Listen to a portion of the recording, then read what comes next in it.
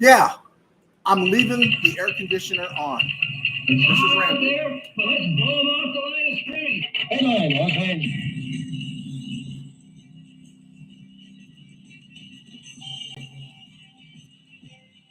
Live from the RamCave, I'm Joe Tarosian, and this is RamView, the May 9th, 2025 edition, brought to you by Kistler Law Firm. Injured in an auto accident, need help, got questions, call Kistler Law at 661-206-6990. That's Kistler Law at 661-206-6990. And check out KistlerLawFirm.com. That's one word. KistlerLawFirm.com. Kistler Law, they've been fighting for you since 92. And by Temple City Auto Repair. Having some auto issues, get yourself some John and Henry from TempleCityAutoRepair.com. Yeah, I left the air conditioner on. Guys, if you want me to turn it off, I don't know what the background noise is like. If it's bothersome, I will literally get up and I'll go turn it off. It's 100 degrees here in SoCal. And yeah, I'm a SoCal guy. I grew up with this stuff. Doesn't mean I ever liked it. In fact, Mr. Kistler, if you're watching, I'm thinking about asking for a Kistler Law studio, maybe where you can just make sure it's permanently set at 45 degrees. Everything functions better at 45 degrees, or maybe just 55. Maybe we could talk about that in when we have business meeting or something. Because I love the RamCave. It just retains the heat. I really kind of built it so it would be, insulated, and it's hot right now. So anyway, all right, a lot of stuff, not a lot of stuff to talk about, just stuff here. Thank you guys for being patient with me. A lot of days today was a lot of phone calls today saying, do you smoke? Do you do drugs? Do you have a third eye somewhere or a fourth nose or something? I had all these questions coming up because of my surgery. I understand it. It had just delayed me with a bunch of stuff. So you don't want to miss those calls. So want to make sure everything gets done. Left my door open. I got a fly floating around in here. So if it lands on me, believe me, I'm not in league with Beelzebub. But we're here now. Thank you, Bill. Thank you, USA Expat, for chiming in early, for clicking on.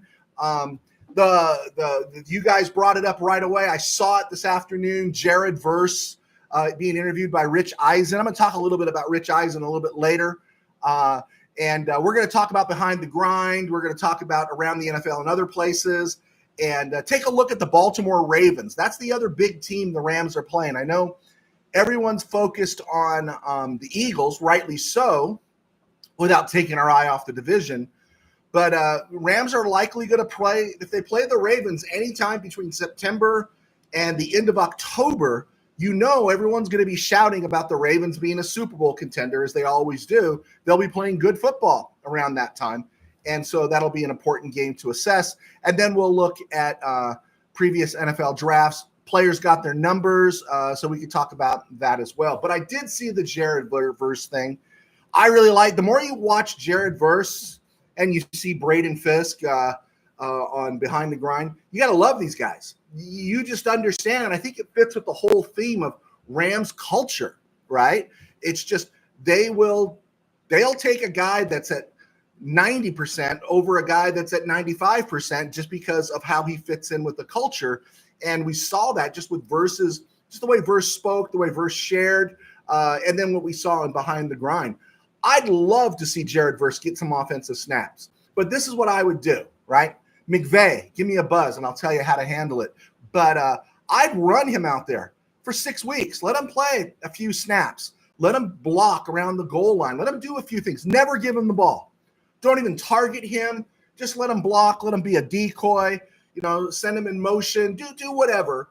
Do that. And everyone's going to think, oh, okay, so they're not really using him. And then in week 7 or some opportune time, call his number. Let everyone go to sleep on him and then call his number and then see what you can do. I'd like to see something like that happen with Jared Verse. I'm for all of it. It's not the same as Travis Hunter. My thing with Travis Hunter is I would let him do anything he wants, but I would put it in packages. I would put his offensive reps in packages and limit those things, but use him. I wouldn't say you're not playing. I just don't think he's going to play 100 snaps in the NFL like he did at Colorado. It just doesn't work that way. People hit differently. All right, cool. So we're here. You guys have joined me. Chris Childers, thank you. I love our rookies numbers. Okay, good. We can talk about that. There's a rumor that we might, this is Tribe, there's a rumor that we might have a game in London. Bill saw something like that too. USA expat let his feelings known. Yeah, I don't want to go to London. I'm going to Australia. Well, I'm not going to Australia next year. Rams are going to Australia next year. Just back off on that, right? I hate the overseas games. Invest in a league, find some entrepreneurs, build your NFL Europe with first-class talent. Do whatever you can. But, man, for the players to have to go across the pond, I understand it's a second home for Jacksonville, but I don't want the Rams to have to go. I really don't. So I hope it doesn't happen. So yeah, let two East Coast teams. Yeah, let Miami go to Jacksonville. Let the Jets go to Jacksonville. Let the Patriots go to Jacksonville. Let the Eagles go to Jacksonville. Play Jacksonville in London. I just don't want to see this London business. That's me. I got a bad attitude about that kind of stuff. Let's see. Make the Ravens fly to Maui to play us. Okay, that would be good. Steve Ramirez, there's also a rumor Rams might play a Thanksgiving night game. I've heard that. I saw a link. I didn't click on it. Saw a link where someone was saying they're hoping the Rams play on Christmas. I don't want the Rams to play on any holidays, to tell you the truth. I got to deal with family and different things. I really don't want them to play on any holidays. I imagine it's coming. Rams literally, I have never seen the Rams play on Thanksgiving. When they beat the Lions 20-0, I think that was in 75, I was up at my dad's. And usually when I was at my dad's, I got to watch the games, but I was at my dad's in San Jose, and they ended up with his wife and his family, and great family, brothers and sisters that are my brothers and sisters. We're that close. We got that feel for each other. So that was all good.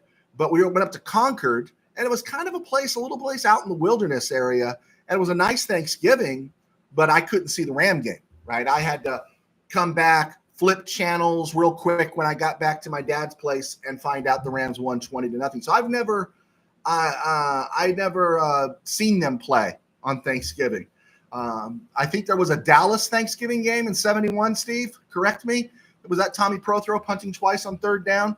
Help me if I'm wrong there. All right, let's get to Rams report a little bit here. Behind the Grind. I think it was released today. I saw it today. I don't know when it was released officially, but it was fascinating, right? And I understand it's propaganda. We know it's propaganda. It's just, hey, look what a great team we have and all that kind of stuff. But there are some things you can't hide, right? Because other teams have versions of this, and it's just like, it looks a little awkward there. But Behind the Grind was fascinating. I loved the whole focus on Braden Fisk and his recovery. I thought that was really cool how he said, basically, I never left, right? And that's how committed he was.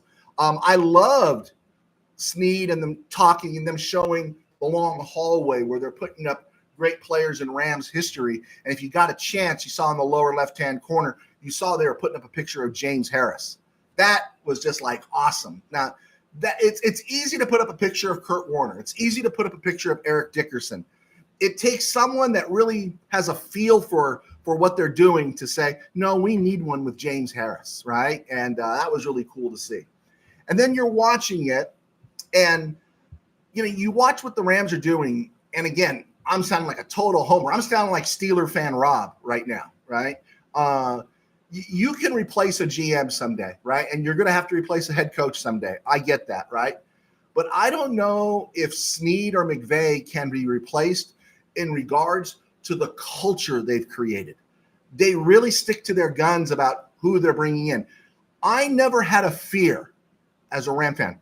Did you have any worries or fears or anything about them bringing in a player like George Pickens, right?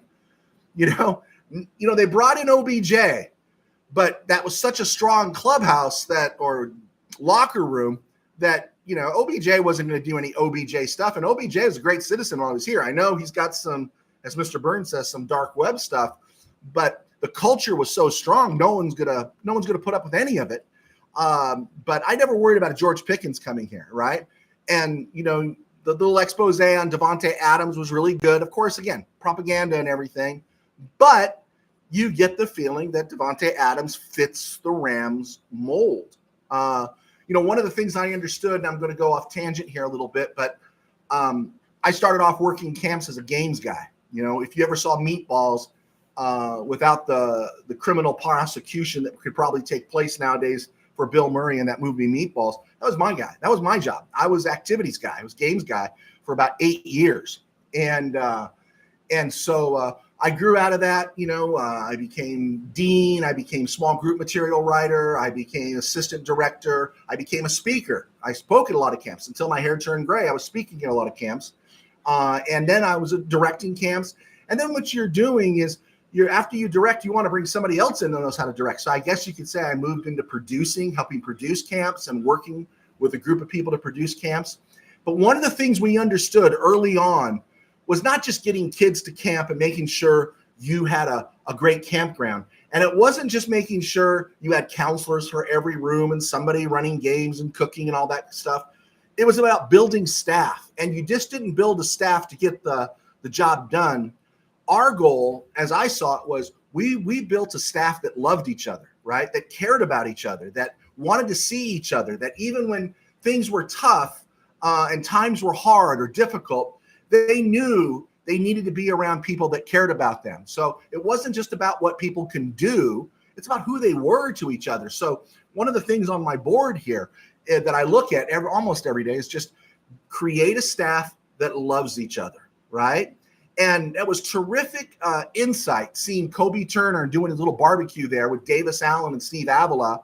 And then Turner and Allen's wives are there. Avila still needs a date, so maybe we can work that out for him.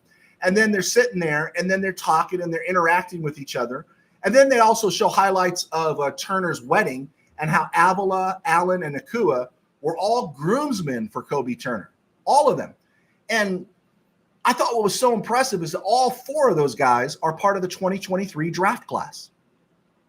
All 4 of those guys were drafted in the same draft class. I thought that was like, wow, that is a group of guys that care about each other. The culture of the team supports that. It was really, really impressive.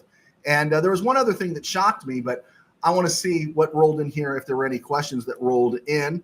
Steve Ramirez, yes, 1971 at the Cotton Bowl, one of the last NFL games at the Cotton Bowl. Okay, good. I was right about that. Thank you, Steve.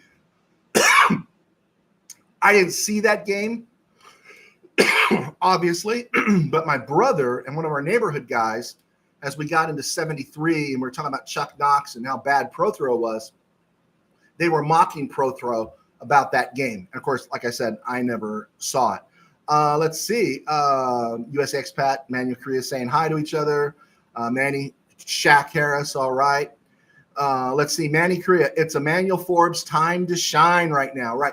Hey, guys, can I just ask, if Emmanuel Forbes shines, if Emmanuel Forbes starts 15 games, gets good grades from PFF, plays well, makes a big pick here or there, can I get my props on that? I feel like I've really extended out on that Emmanuel Forbes limb, and I would really appreciate that. And so thank you very much. Gilbert Gonzalez, when OBJ was here, he was a saint, did everything right, no problems. Yeah, he did. And again, Snead, McVay, that coaching staff, Aaron Donald, Cooper Kupp, there's just leadership there. Whitworth, no one was going to allow one guy to come in and blow the sucker up. And again, I think everyone understands that's how you sustain it. There's a certain culture, right? Steelers have a culture. Certain teams just had culture. The Patriots had a culture. They're kind of getting back to it, but there's certain thing about cultures. USA expat, 4-3 in the 40. Yeah, about Forbes. Absolutely. Preach the Forbes. Steve Ramirez was not a Prothrow fan, but if Archie Manning's TD run was correctly called, the 1971 Rams make the playoffs. Just saying. They finished 7-6-1, right? Is it 7-6-1 instead of 6-7-1? Or 7-5-1? Well, because they beat the 49ers twice that year. 49ers were 8-5-1 in 72. That's 71. I'm sorry. My bad, Steve. I was thinking 72. My bad. You're right. Bingo. I'm out. I'm backing off there. That's your era. I'm not messing with that. Okay. One more thing about Behind the Grind. And this is what kind of impressed me too. It shocked me.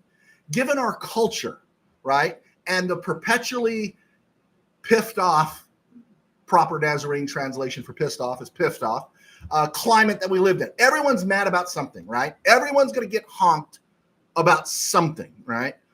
I was really impressed and surprised that the producers of Behind the Grind actually showed the Turners, the Davises, and Steve Avila praying before their meal, actually showing the prayer, and then actually letting it run through when Davis Allen says, "In Jesus' name." The players don't surprise me. I'm not surprised by the players, but the fact that the scene wasn't cut does surprise me, because I guarantee you there's somebody out there who's hacked about that, right? And I thought, man, that was pretty fair and balanced of the Rams to leave that in there. I'm not declaring the Rams are a Christian organization or anything. I'm sure in 3 weeks they'll march with the rest of the herd and post their rainbow colors and say we Ram pride and all that kind of stuff. And that'll tick off a whole other side of the fence there. But in this instance, I thought it was pretty impressive. I thought it was that they did that. And again, I thought it was kind of honoring of their players, right? It's a little bit, hey, this is as players, this is who we are. And yeah, I thought that was impressive. Did anyone else pick up on that? Or is that just me with Pastor Joe eyes on, right? Probably with me with just my eyes on. Steve Ramirez, 8-5-1, lost the division by a half game. There we go. Frisco, right? Yeah, Frisco had those 3 years, couldn't get by the Cowboys, 70, 71, and 72. That's right. There you go. Okay, let's see. Rams draft picks and free agents, undrafted free agents, got their numbers. And I believe Tribe, who was talking about that? Was that Chris Childers was talking about that? And they rolled in here. Let's see here. Chris Childers mentioned that. Terrence Ferguson got number 18. I remember Cooper Kupp was wearing that number. And, of course, that's Roman Gabriel's number.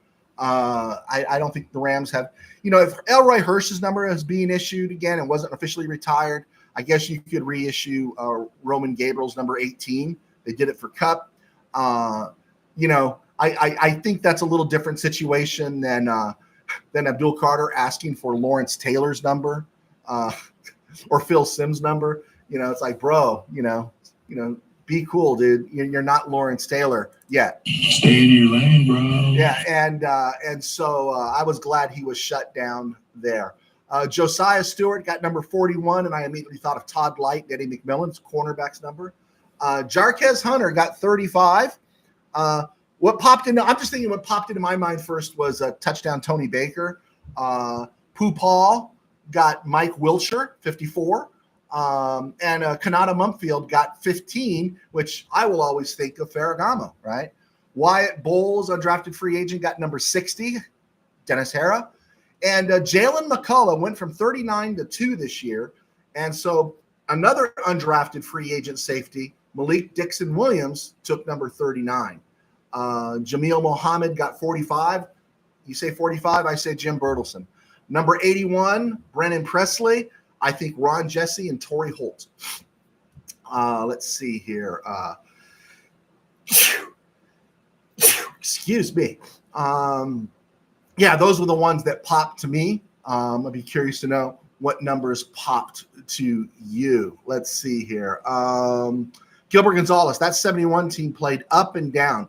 1 week beating teams by 21, next week losing by 1 or a field goal. Yeah, I know this is going to sound nerddom. I rewatched a Monday Night Football game between the Rams and Colts at Old War Memorial. Rams had that game in control until Larry Smith, first-round pick in 69, coughed up the ball, and that kind of turned the game around. Bless you. Thank you. Sorry about that, guys. Let's see. Let's see. Gilbert Gonzalez, DeMarco Farr, 75, did not look right. Yeah, I remember him wearing 75. Yes, I know we all got feelings about 75. It's true. Let's see. Tim Burns, what was your number, Joe T? I took 82 from Ozzie Newsome. Well, When I was young, I played football. I played quarterback. But even in those little league stuff, I kept getting hurt. I didn't like getting hit, man. So I became a basketball player. I played basketball all through high school, and the number I always wanted was number 13. What happened was I got to a game when I was in the 6th grade, and something came up, and I don't know what it was. I didn't have a jersey, and so someone had to pull a jersey out of the thing. I think I wore a T-shirt that was worn by one of our girls' volleyball teams, but it matched the colors and everything and stuff. And so I put that on, and it was number 13. And my team lost 27-24, but I had 14 of the 24 points. I got hot, man. I was just, and so 13 was always my number. And then I just wore 13 going forward. John Williams wore 75 too. I always viewed John Williams as very much underrated. Bill Norton got number 97, defensive tackle. I think that was Hoyt's number, right? And I don't really mind it so much. I did have a problem with Elroy Hirsch, but I was told that I think Steve explained to me his number wasn't officially retired. And so there you go. USA expat. Wasn't that the stilt? Yeah, man, but I was changing things, I was changing things. 13, man. Ray Williams wore 13 with the Knicks. Oh, by the way, note to Steeler fan Rob or anybody else, I'm recording Indianapolis and Cleveland tonight. So if you can back off of giving me any updates there, I would very much appreciate it. Steve Ramirez, my little league number was 3. 3 years running was 4. My number 3 years running was 4, including when my team won a Cavita City title. Well, I didn't win any titles, so there you go. I'm Joe Chirozzi, a sports writer for 21 years. I still am. I contribute to Mid-Valley Sports. You can check us out there. Tim Burns, who climbs in here every once in a while with us, he contributes Ram Notes every once in a while also to Mid-Valley Sports. Check that out. We have a poll up at Mid-Valley Sports that is asking, if Sean McVay stepped down, who off his coaching tree would you want to replace him? So go to midvalleysports.com and vote. You could vote for Kevin O'Connell. You could vote for Raheem Morris. You can vote for Brandon Staley. You can vote for Zach Taylor. You could vote for Matt LaFleur. You can vote for other if you want to.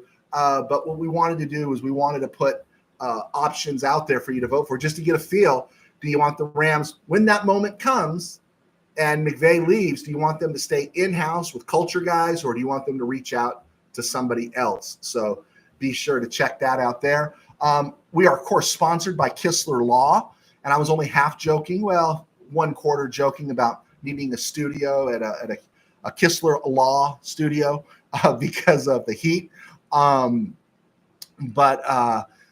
we couldn't do the show without them, and so we appreciate Kistler Law and their support. Also, we appreciate your support on buying my books. One of my books that it's not a football book, it's my Christmas book. I have to bring this one up. The Pastor Who Couldn't Wait for Christmas to Be Over just explores the Christmas season and what it's like when you're in ministry. I recently had this also converted into an audio book, and it was released.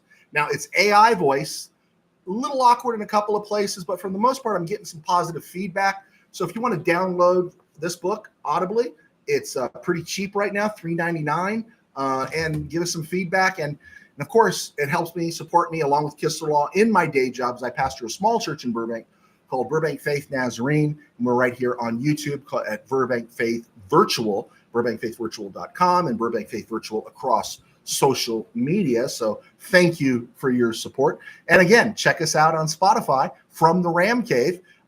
Maybe we can get a hit this week. That would be awesome. All right.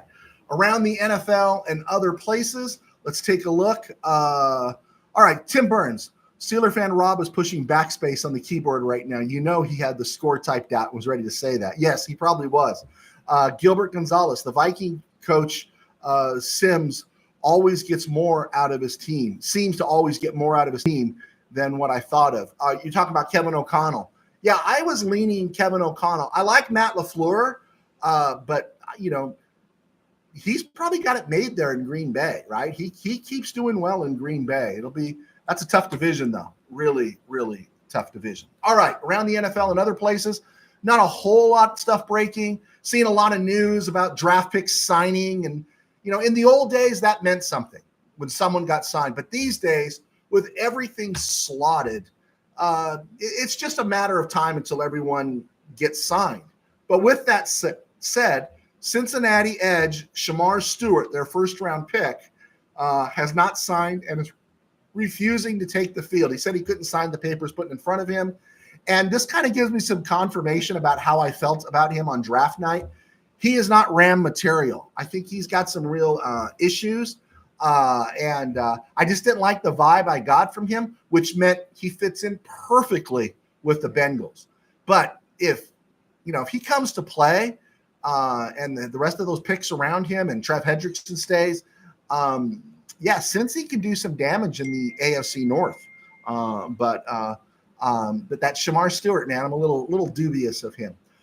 Chargers signed Clemson, Oregon State, Florida State quarterback DJ Uiagalelei.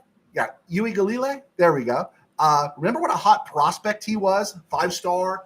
Clemson got this guy after Trevor Lawrence left, and it just didn't work out. Had a nice little run there at Oregon State with Jonathan Smith.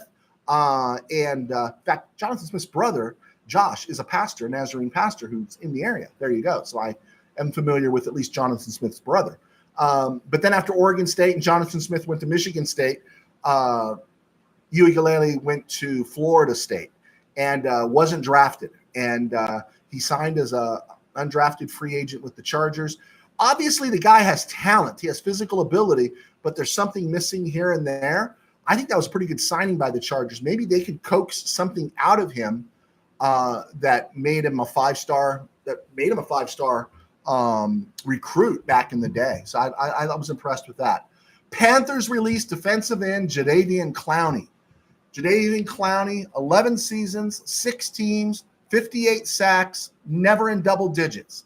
First overall pick in the 2014 draft.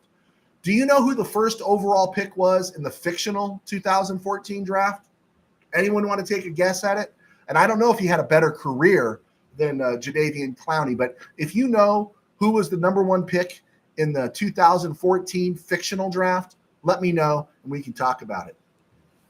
Other thing that came up was who needs a quarterback still? I gave my argument on Wednesday that maybe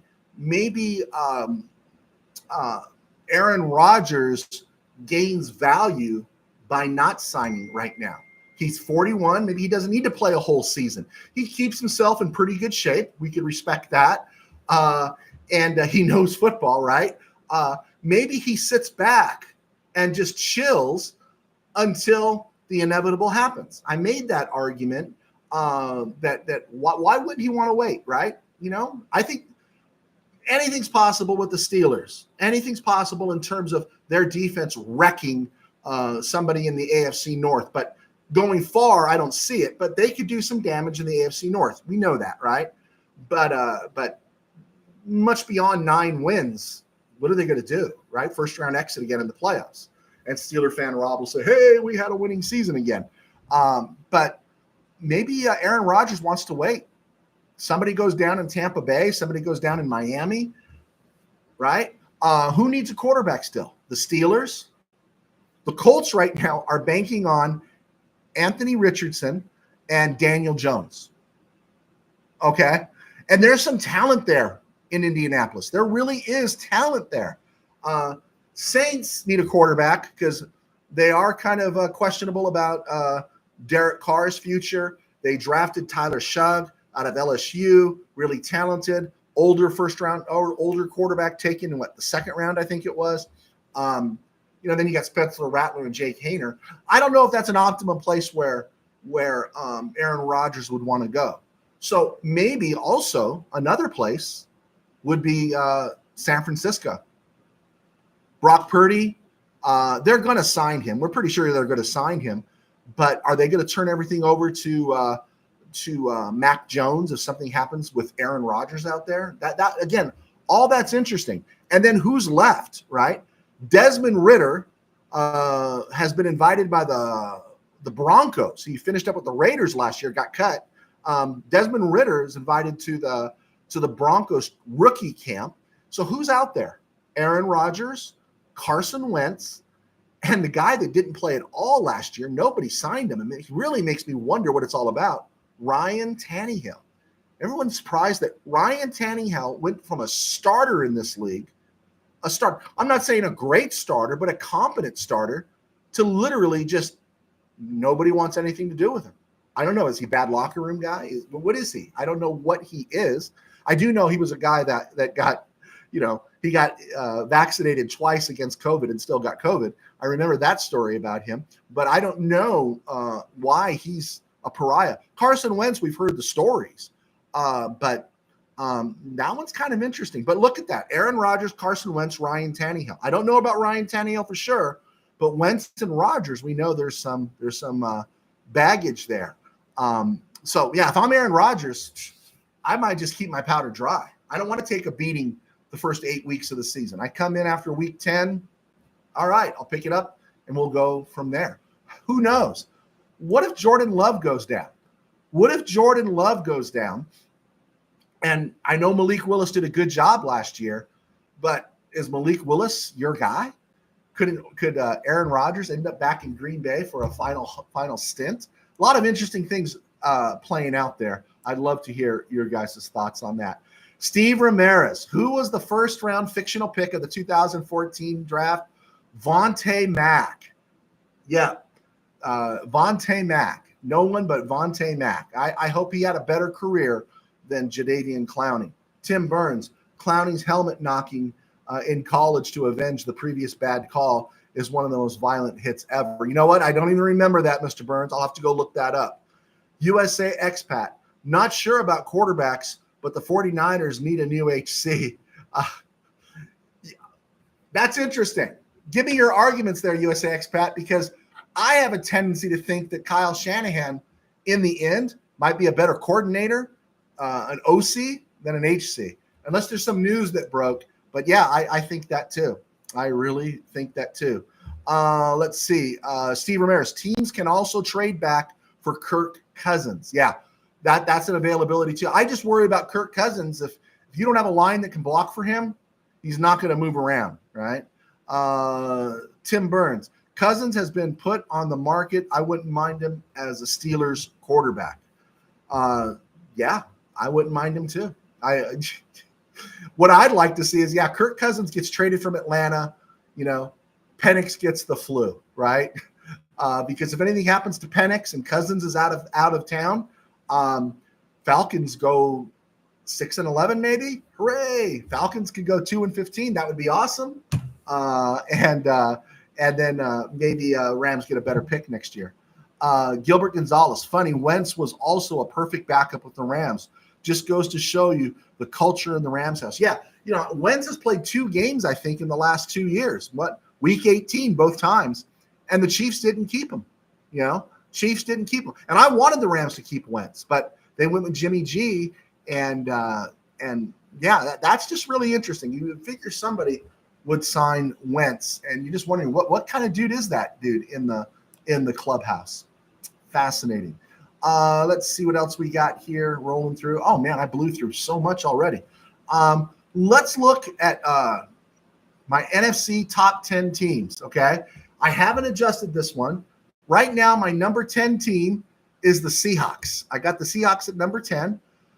I got the Bears because I don't want to be moonstruck right now because of everything they've done. I think the Bears are looking pretty good. I like them better than the Vikings.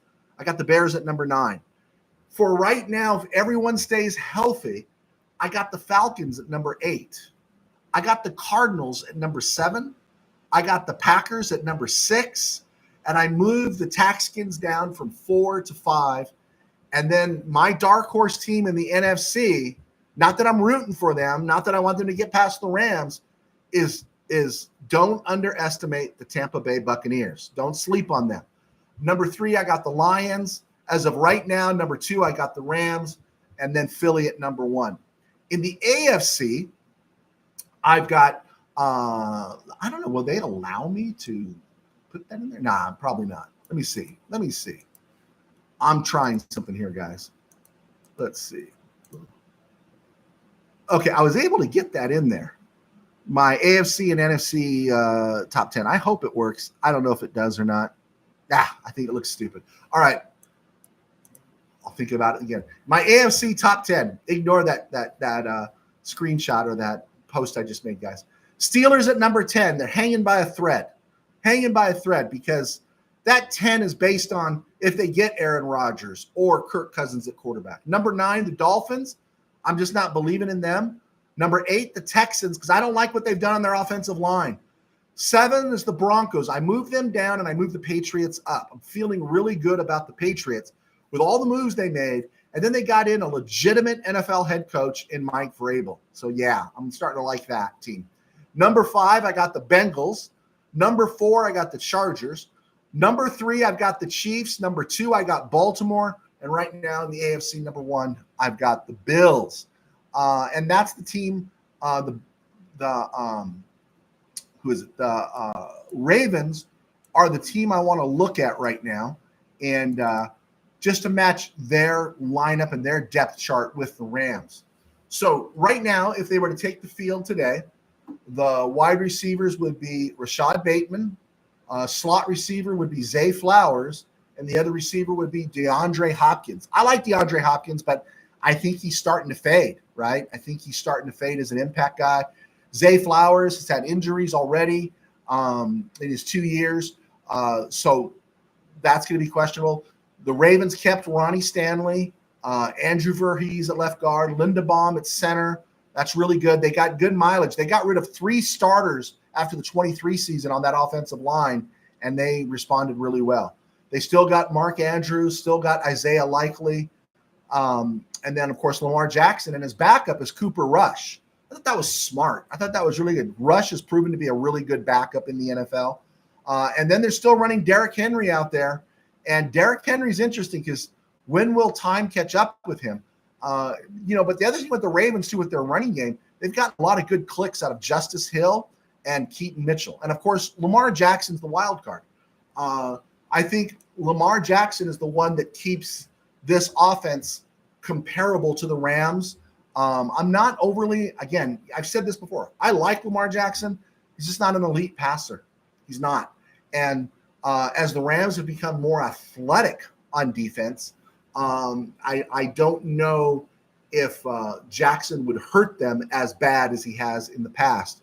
So there you go there. I like the Rams defense against this offense. Another year older is Derrick Henry, right?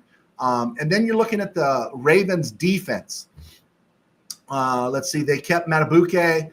They brought back Kyle Van Noy.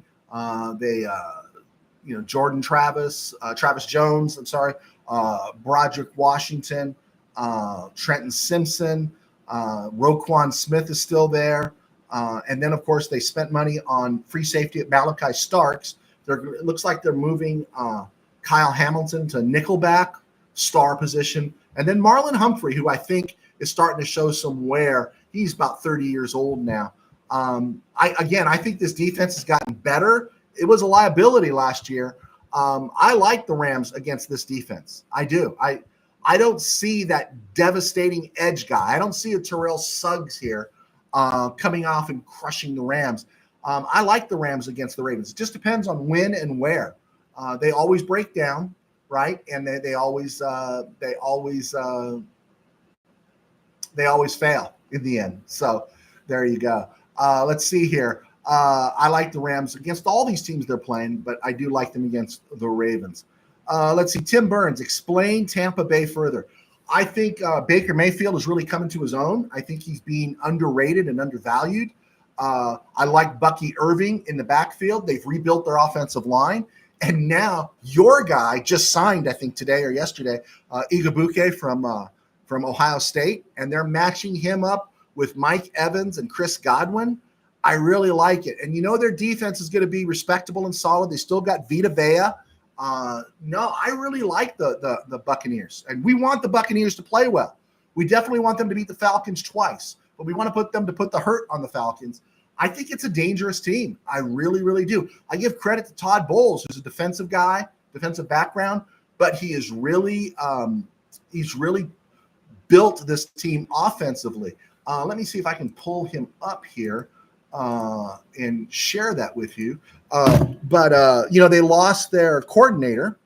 They lost Liam Cohen. He became head coach of the Jaguars. But let's take a look at Tampa Bay here. Further, you wanted it further, Mr. Burns, so I'll give it to you further. You got Mike Evans, Chris Godwin, Igabuke. Okay, there's your receiving core. And then you still have, you brought in Sterling Shepard from the Giants last year. You got Jalen McMillan, who you drafted in the 3rd round out of Washington the year before that. You're running Tristan Wirfs at left tackle and Luke Goedeke at right tackle. This team's solid. Cade Otton and Payne Durham at the tight end spot. Not spectacular, but good. And then you're running Bucky Irving, Rashad White. Yeah, I like this team offensively.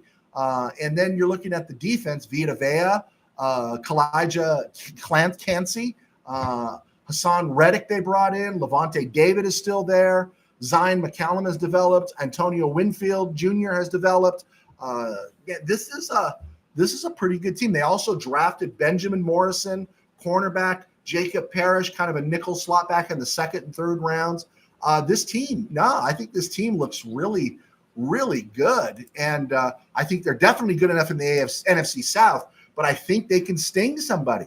Well, what if the Lions can't get a pass rush on Baker Mayfield? You don't get a pass rush on Mayfield. Mayfield will pick you apart, right?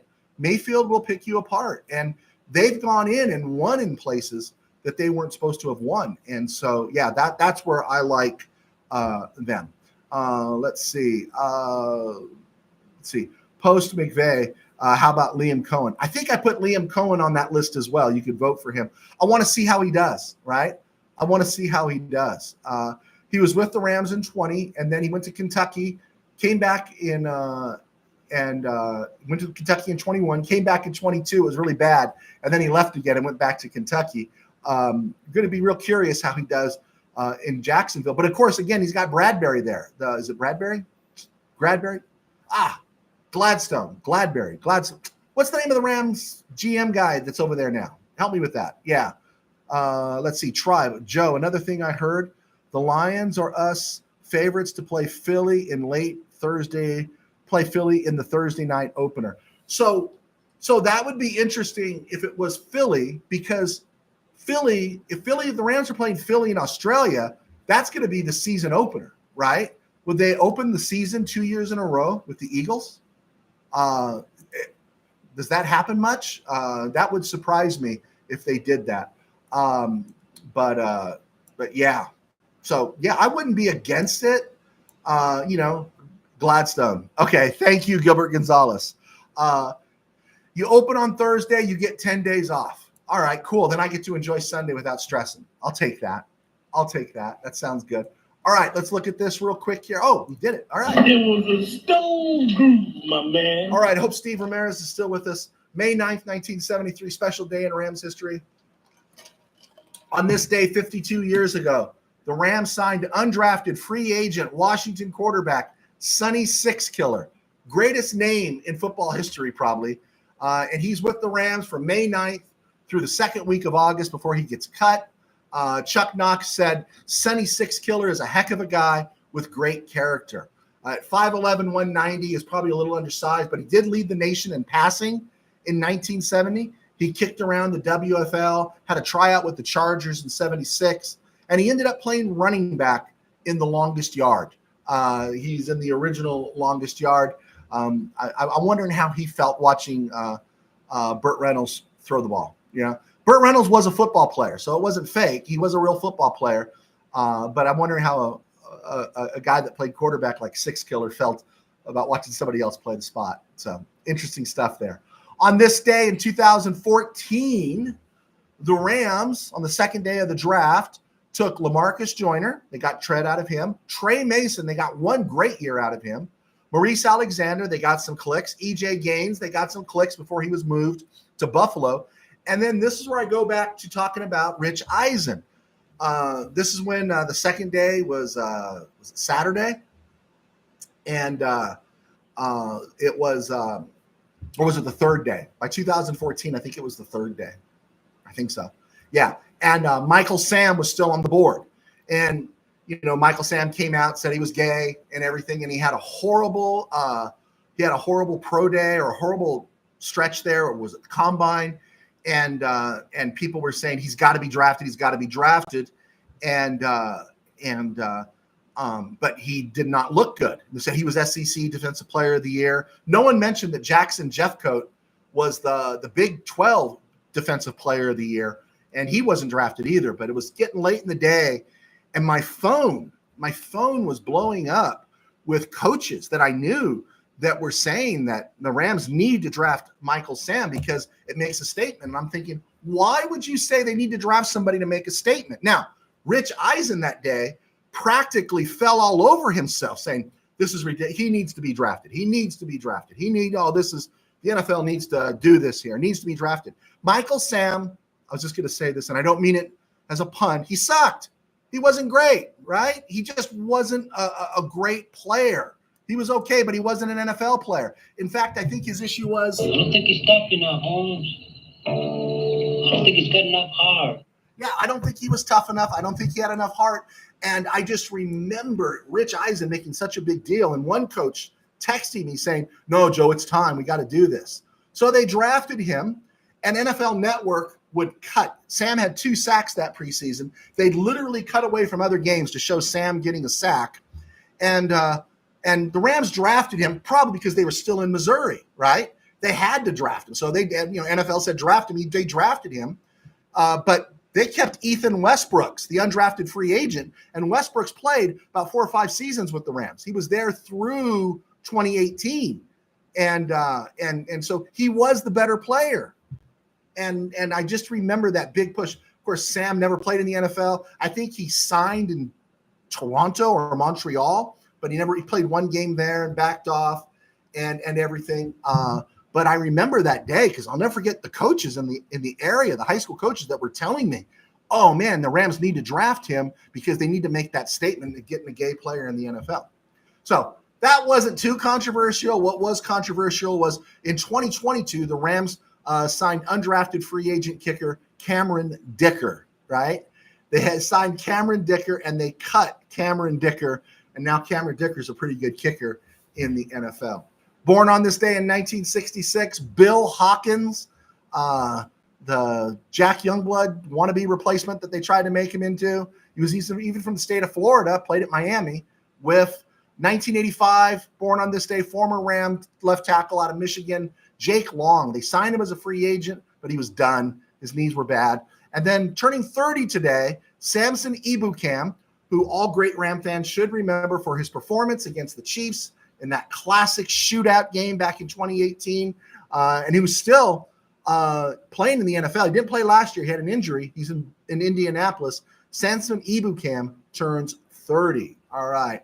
And then just for UCLA mentions, since we're not on the air tomorrow, Rams signed on May the 10th, 1977, former UCLA safety Oscar Dr. Death Edwards, who we thought was going to make it in the NFL, never did.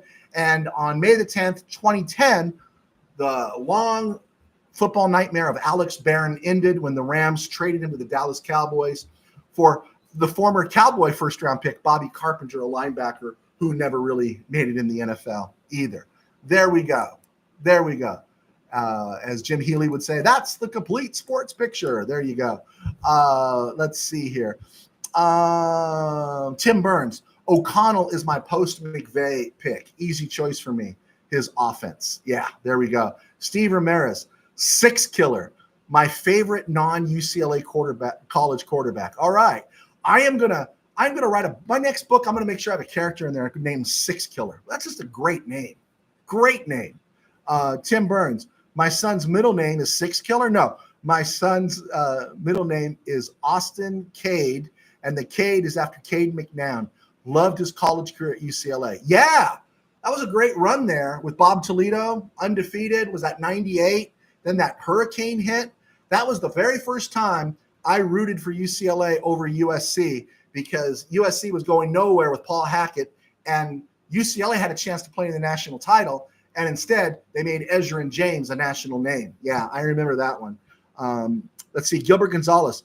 Only if Sonny was 6'2" and not 5'8". He was not 5'11". Hayden was not 5'11". Hayden was 5'11". Sonny. was small quarterback, Native American, number 6, Sonny Six Killer out of Washington. I thought he was bigger than 5'11". I have it in my notes that I wrote down he was 5'11" when I did the work on that. He seemed bigger, but again, he seemed bigger in the longest yard. But then again, Burt Reynolds wasn't very tall. Tim Burns, one of the best Rams defensive player efforts was Samson Ebukam versus Kansas City. Wow. Eastern Washington, 2017, same draft that they got Cooper Kupp in. Pretty impressive there, huh? Pretty impressive. All right. I think we got it all in. I think we did. I don't know if I got anything else left in here. 1981, May 11th, Rams signed Jeff Kemp out of Dartmouth. Rams got a lot of clicks out of Jeff Kemp. I kind of like Jeff Kemp. Good backup quarterback. Wasn't going to be a starter. It is May the 9th. In 5 days, the NFL schedule will be released. Let's see. I am having surgery May 21st. May 19th, my daughter is graduating from Long Beach, so probably I will not be on the air May 19th. I definitely won't be on the air May 21st. I think maybe I might be on the air. I'll see what I can do. They say I'm going to be sore on Friday, May 23rd, and so I'll let you guys know that's what's going on with me. But next week we're here. We'll have plenty of time to talk about the schedule release. I think the 14th is the 11th, the 12th. That's a Wednesday, right? I think that's cool. So on Wednesday, we'll get to talk about the schedule release, and I'll be here Monday, of course, and we'll go from there. All right, cool, outstanding. Things I'm concerned about. Only thing that's really bugging me right now is I'm sure the Rams are confident. I'm sure they're feeling good. I'm just not super confident about our backups at left tackle and right tackle. That's it. Warren McClendon, I'm feeling better about, but I'm not necessarily AJ Akuri. The Rams haven't brought back Connor McDermott, who spent the whole year on the IR. And do they think one of these new guys, these undrafted free agents, can develop? I think there's the Achilles heel that could pop up if Alaric Jackson or Rob Havenstein goes down for any significant time. And my fear would be having to give up, because if the Rams are playing well and the team knows they need a left tackle or a right tackle, they might try to fleece the Rams for a first-round pick, and we don't want that to happen. Let's see here. Steve Ramirez, just take the week off. Thank you, Steve. Tim Burns, have a good one, Joe T. Off to a luau. Congrats on your daughter's graduation. Thank you. Yeah, my daughter's second master's. Yeah. I'm not paying for it, though, so that's the good part. All right, guys, have a great Friday night. Thanks for hanging with me for 50 minutes. Thanks for letting me be late. Bill, Gil, Tim, USA Expat, Steve, all you guys, Chris Childers, everyone else who's out there, Manny, appreciate all you guys for clicking on. God bless. Take care. We will see you Monday.